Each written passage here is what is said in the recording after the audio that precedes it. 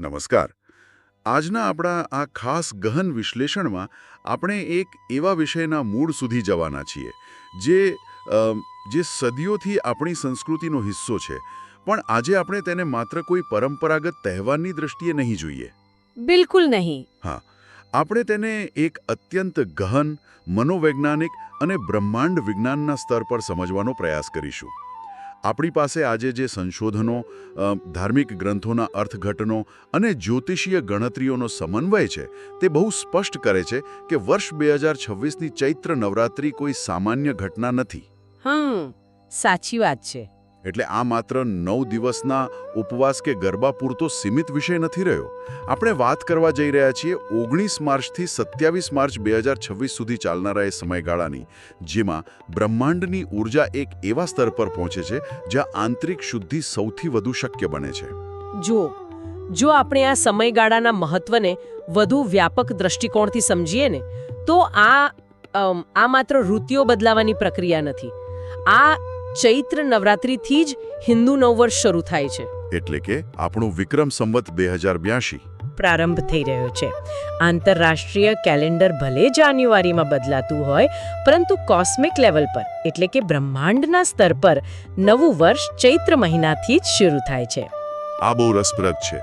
હા, અને આ એ સમય છે જ્યારે શિયાળાની જડતા પૂરી થાય છે.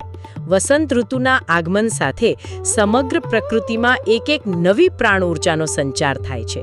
વૃક્ષો પર નવા પાંદડા ફૂટે છે. આબોહવા પણ બદલાય છે. ચોક્કસ. પ્રકૃતિનું આ નવસર્જન એ વાતનું પ્રતીક છે કે મનુષ્યના શરીર અને આત્માએ પણ આ સમયગાળામાં પોતાની નકારાત્મકતા, ભય અને માનસિક જડતાને ખંખેરી નાખવી જોઈએ અને એક નવા ચેતના સ્તર પર જવું જોઈએ. આ જ કારણ છે કે આ સમયને શક્તિની ઉપાસના માટે સર્વશ્રેષ્ઠ માનવામાં આવ્યો છે. આ જાગૃતિ અને પ્રકૃતિ સાથેના જોડાણનો વિચાર ખરેખર બહુ ઊંડો છે. મેં કેટલાક જ્યોતિષીય દસ્તાવેજોમાં જોયું છે કે આ શરૂઆતની પ્રક્રિયા અત્યંત ચોક્કસ હોય છે. બહુ જ ચોક્કસ. વૈજ્ઞાનિક પણ છે. હા, 19 માર્ચ 2026 ગુરુવારના રોજ આ નવરાત્રિનો પ્રારંભ થશે.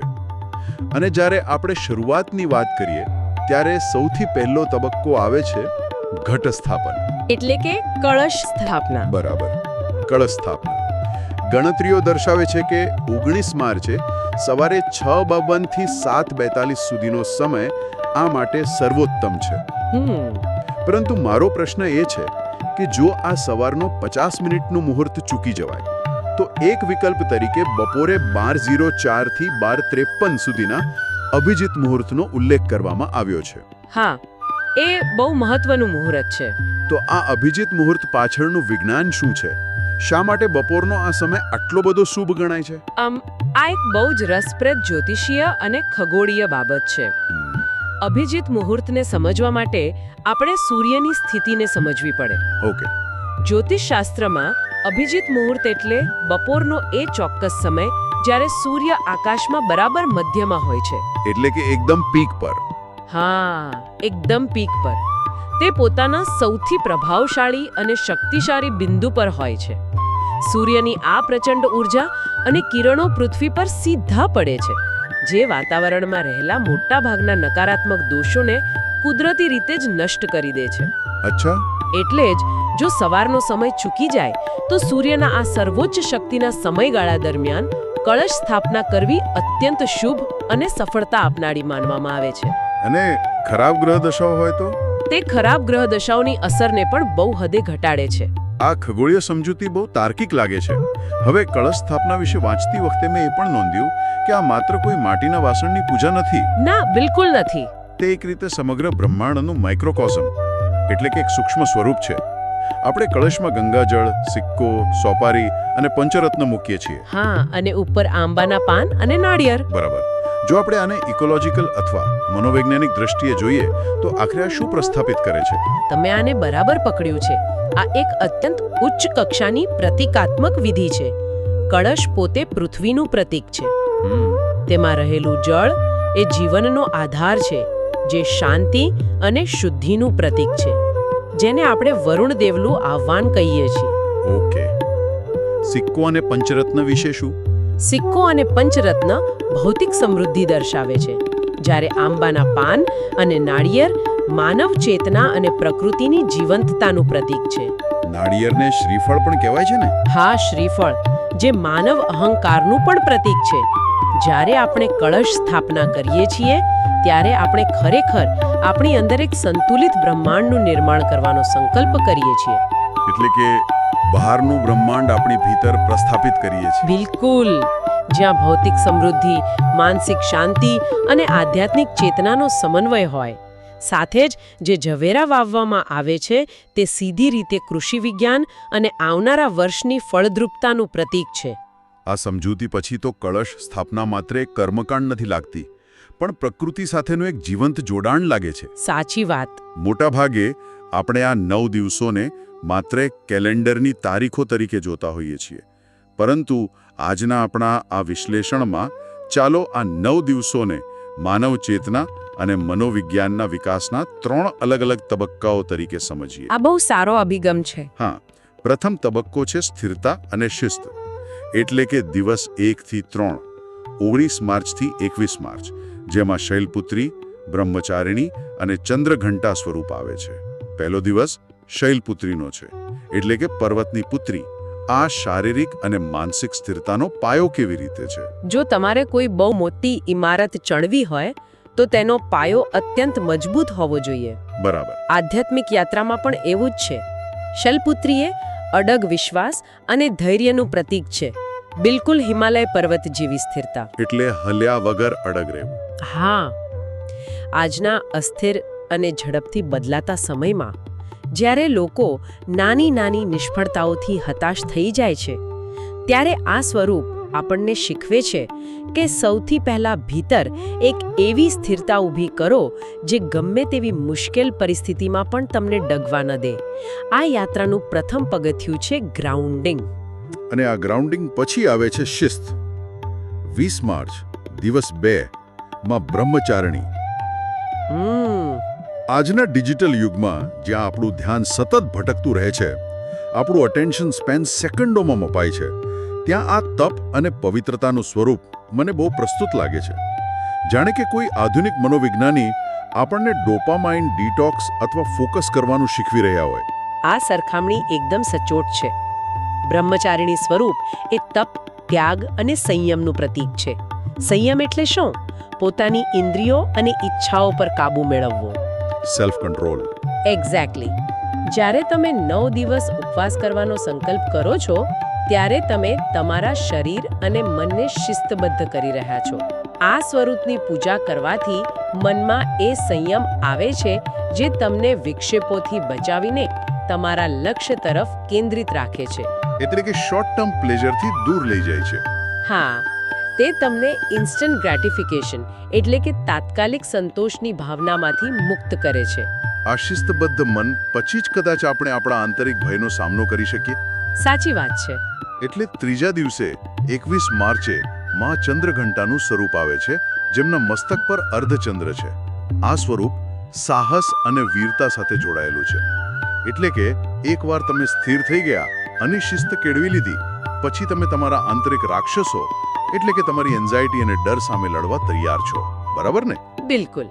મસ્તક પર રહેલો ઘંટના આકારનો અર્ધચંદ્ર એ અવાજ અને કંપન એટલે કે વાઇબ્રેશનનું પ્રતીક છે. મનોવિજ્ઞાન કહે છે કે માણસનો સૌથી મોટો શત્રુ તેનો પોતાનો કાલ્પનિક ભય છે. આપણે વિચારોમાં જ ડરતા હોઈએ છીએ.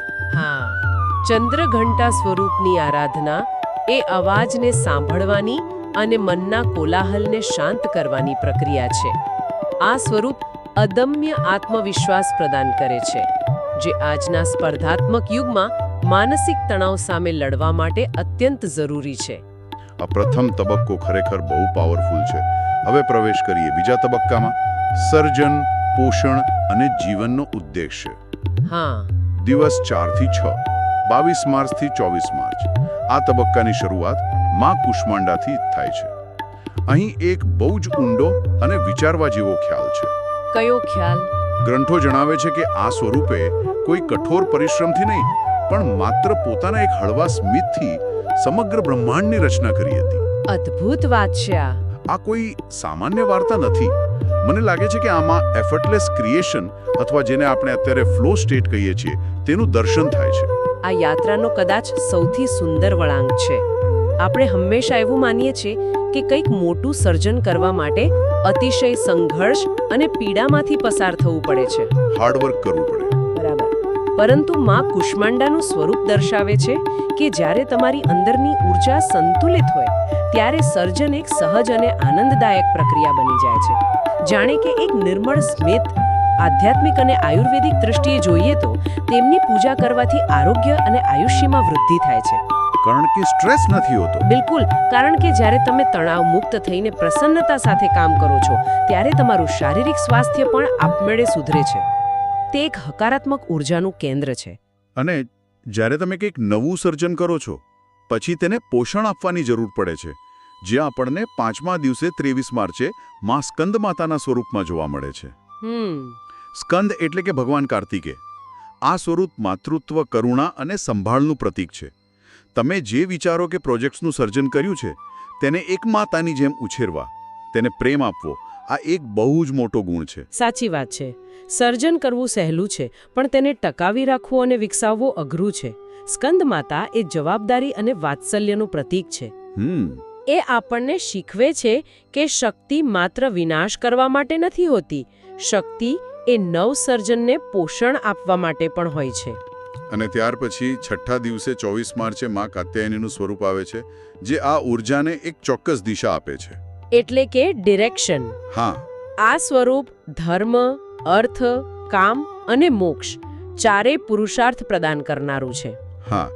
કાત્યાયની સ્વરૂપ વિશે એક બહુ પ્રચલિત માન્યતા છે કે કુંવારી કન્યાઓ જો સાચા મનથી તેમની પૂજા કરે તો તેમને યોગ્ય જીવનસાથી મળે છે. પરંતુ આને જો આપણે થોડું વધુ વ્યાપક રીતે વિચારીએ તો આ માત્ર લગ્ન પૂરતો સીમિત વિષય નથી. બિલકુલ નહીં. આ જીવનમાં યોગ્ય સંગાત અને યોગ્ય દિશા શોધવાની વાત છે, જ્યાં તમારી શક્તિઓનું સાચું મૂલ્યાંકન થાય. એકદમ સાચું. યોગ્ય જીવનસાથી એટલે એવી વ્યક્તિ જે તમારા ચારે પુરુષાર્થની યાત્રામાં તમારો સાથ આપે. આ સ્વરૂપ એ ઊર્જાનું પ્રતીક છે જે તમને જીવનના સાચા ઉદ્દેશ્ય એટલે કે તમારા સ્વધર્મ સાથે જોડે છે. હવે આપણે યાત્રાના ત્રીજા અને અંતિમ તબક્કામાં પ્રવેશીએ છીએ. હા, શુદ્ધિકરણનો તબક્કો. બરાબર. અંધકારનો સામનો, શુદ્ધિકરણ અને અંતિમ પ્રાપ્તિ. દિવસ 7 થી 9, 25 માર્ચથી 27 માર્ચ. 7મો દિવસમાં કાલરાત્રિનો છે. અત્યાર સુધીના સ્વરૂપો સૌમ્ય હતા, પરંતુ આ સ્વરૂપ અત્યંત ડરાવણું છે. હા, કાલરાત્રિનું સ્વરૂપ ભયંકર માનવામાં આવે છે. જો આપણે આને મનોવિજ્ઞાનની ભાષામાં કહીએ તો આ કદાચ આપણા પોતાના જ શેડો સેલ્ફ એટલે કે આપણા ભીતર છુપાયેલા અંધકાર, આપણા નકારાત્મક કર્મો કે દબાયેલી લાગણીઓનો સામનો કરવાની વાત છે. જ્યોતિષશાસ્ત્ર પણ અહીં એક બહુ રસપ્રદ એંગલ આપે છે. જ્યોતિષીય દ્રષ્ટિએ આ યાત્રાનો સૌથી શક્તિશાળી દિવસ છે. કાલરાત્રિ એ અંધકારનો નાશ કરનારી શક્તિ છે. આપણા જ્યોતિષીય દસ્તાવેજોમાં સ્પષ્ટ ઉલ્લેખ છે કે જે લોકો 7મા નોર્થે કાલરાત્રિના દિવસે વિશેષ પૂજા કે ધ્યાન કરે છે તેમને શનિ અને રાહુના અશુભ પ્રભાવોમાંથી મુક્તિ મળે છે. શનિ અને રાહુ બંને? હા. રાહુ એ ભ્રમ છે, શનિ એ આપણા કર્મોનો ભાર છે. કાલરાત્રિનું ડરામણું સ્વરૂપ એ ખરેખર આપણા અહંકાર અને અજ્ઞાનતાને તોડવા માટેનું છે. તે શત્રુઓ અને નકારાત્મકતા માટે કાળ સમાન છે, પરંતુ ભક્તો માટે તે શુભંકરી છે, કારણ કે આ અંધકારમાંથી પસાર થયા પછી જ સાચો પ્રકાશ મળે છે. આ વાત બિલકુલ સચોટ બેસે છે, કારણ કે કાલરાત્રિના આ ઘેરા અંધકાર અને શુદ્ધિકરણ પછી તરત જ 8મા દિવસે 26 માર્ચે આપણને માં મહાગૌરીનું દર્શન થાય છે. અત્યંત ગૌરવર્ણ, પવિત્રતાની મૂર્તિ. હા, એકદમ શુદ્ધ સ્વરૂપ. જાણે કે સોનાને આગમાંથી પસાર કર્યા પછી જે શુદ્ધ સ્વરૂપ મળે તેવું આ રૂપ છે. હા, અષ્ટમીનો દિવસ એટલે પૂર્ણ પવિત્રતા અને આંતરિક શાંતિનો દિવસ. તમારા બધા જ દોષો અને ભય બળી ગયા છે અને હવે માત્ર એક નિર્મળ ચેતના બચી છે. આ દિવસે અનેક ઘરોમાં કુળદેવીની પૂજા અને હવન થાય છે, જે આ શુદ્ધિ પ્રક્રિયાને વાતાવરણમાં ફેલાવવાનું કામ કરે છે. અને હવનની ઉર્જા પણ બહુ શક્તિશાળી હોય છે. બિલકુલ. અને ત્યારબાદ 9મા દિવસે 27 માર્ચે માં સિદ્ધિદાત્રીનું આગમન થાય છે. નામ જ સૂચવે છે તેમ આ તમામ પ્રકારની સિદ્ધિઓ અને જ્ઞાન આપનારી અવસ્થા છે. તે યાત્રાની પૂર્ણતા છે, જ્યાં શિવ પણ તેમની આરાધના કરીને અર્ધનારીશ્વર સ્વરૂપ પ્રાપ્ત કરે છે. એટલે કે શિવ અને શક્તિનો અંતિમ સમન્વય. અદ્ભુત યાત્રા છે આ. અને અહીં આ 2026ની સાલની એક બહુ મોટી ખગોળીય અને ધાર્મિક ઘટનાનો ઉલ્લેખ કરવો જ રહ્યો. 27 માર્ચ 2026ના રોજ માત્ર 9મું નોરતું જ નથી, પણ આ જ દિવસે રામનવમીનો પવિત્ર તહેવાર પણ છે. હા, આ બહુ વિશેષ સંયોગ છે. આ બંને એક જ દિવસે હોવા પાછળ કોઈ બહુ મોટો સંકેત છુપાયેલો લાગે છે.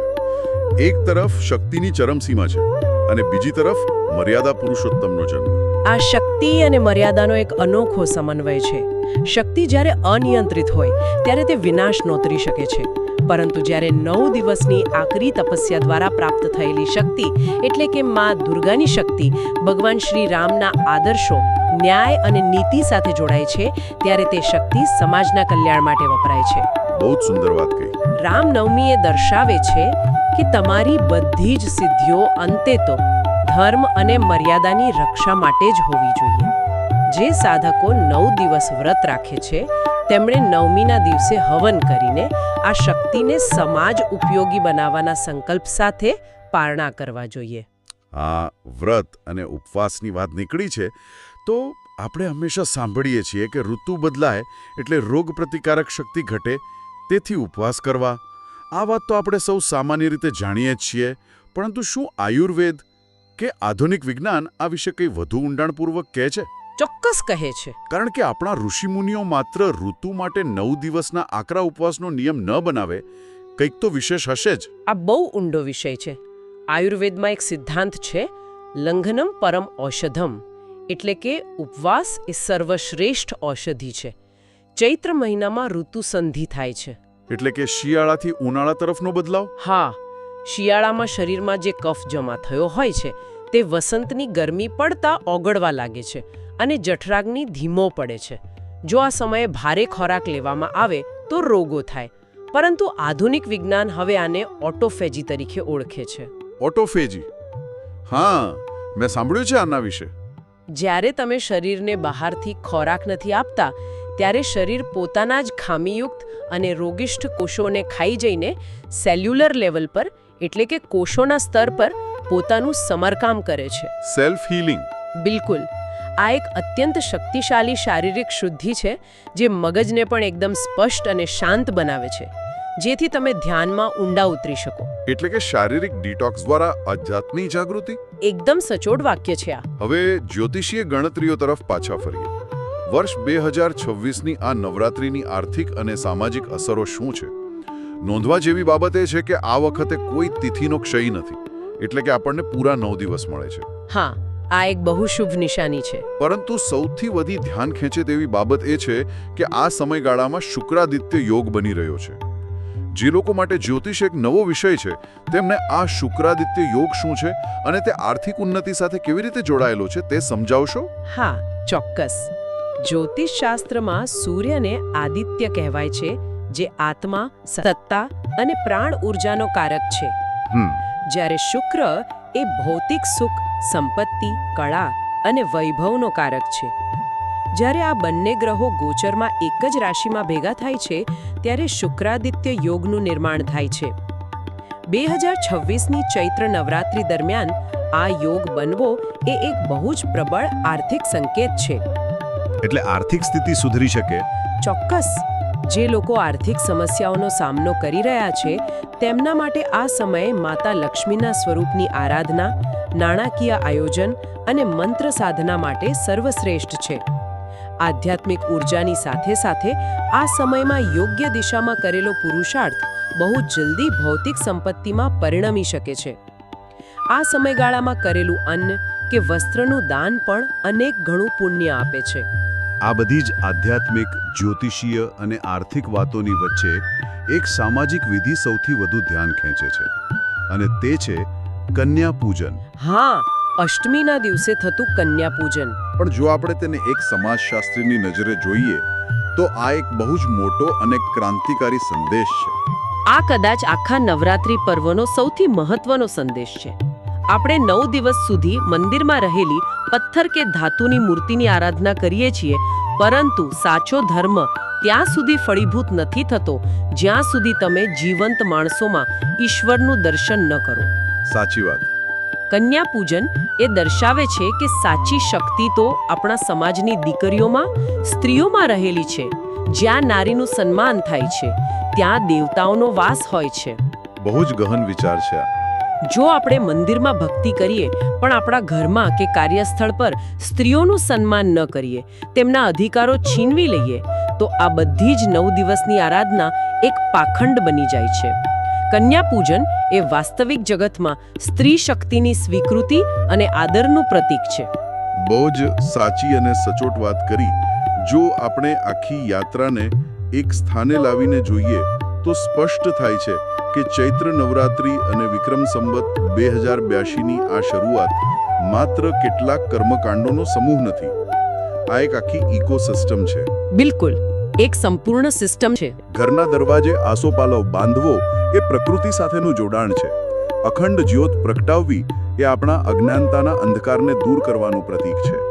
શારીરિક ડિટોક્સથી લઈને માનસિક ભયને દૂર કરી જીવનના ઉદ્દેશ્યને પ્રાપ્ત કરવાની આ એક કમ્પ્લીટ મેન્યુઅલ છે. સાવ સાચી વાત છે.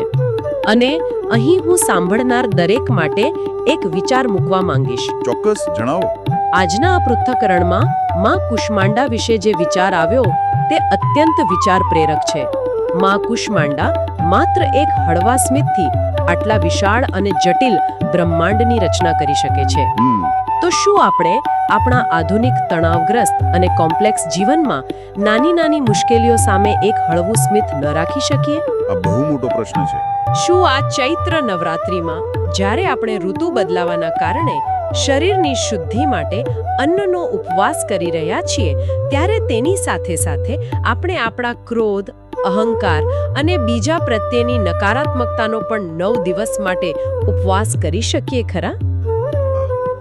ખરેખર મનન કરવા જેવો વિચાર છે.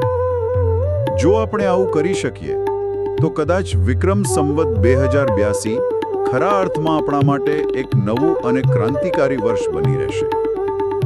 આ અત્યંત સકારાત્મક અને ઊંડા વિચારવાળા પ્રશ્ન સાથે આપણે આજના ખાસ ગહન વિશ્લેષણનું સમાપન કરીએ છીએ. આ વૈચારિક સફરમાં જોડાવા બદલ આપ સૌનો ખૂબ ખૂબ આભાર. શક્તિ અને જ્ઞાનની આ જ્યોત આપણા સૌના મનમાં હંમેશા પ્રગટેલી રહે. આવજો.